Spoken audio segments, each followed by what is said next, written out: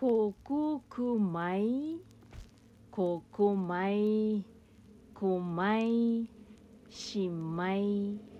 Kung saan mo yung pagkabalo kung ang bugas sa imong atubangan is luma ba siya o bago. So makasugat kag mga ingani nga kanji or ani mga pangalan ani mga term mao na siya buot ipasabot sa bugas kung unsa na nga bugas ang naa sa imong atubangan. So kukukumay, kung tuloy ang kuko, it's gonna be 3 years ago.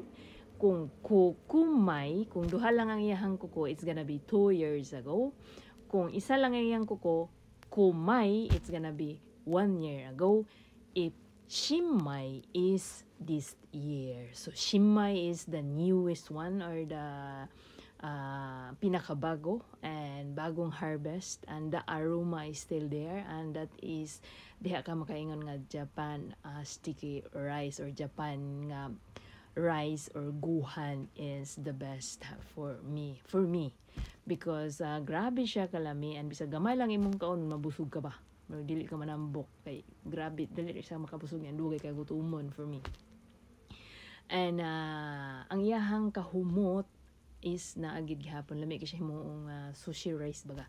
Butangan mo siya gamayng suka and then maghimo na ka og sushi, and that is sugoy wishi. And at the moment dahil ang presyo ng bigas is naay barato naagi hapoy mahal. Pero kung mobalik ka dong kukumay katong tulo ang iyang kuko, it's gonna be barato kanang naalang siya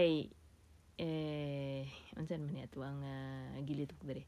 Naalang siya mura siya kuse kunang na siya baho o gamay, pero lami gihapon siya. So all you need to do is put a little bit of vinegar while you cook after wash, and then tanan mo siya gamayng suka para mo lagpot ang iyang espiritu nga baho baga. So para dili kay siya lang to, pero lami gihapon siya.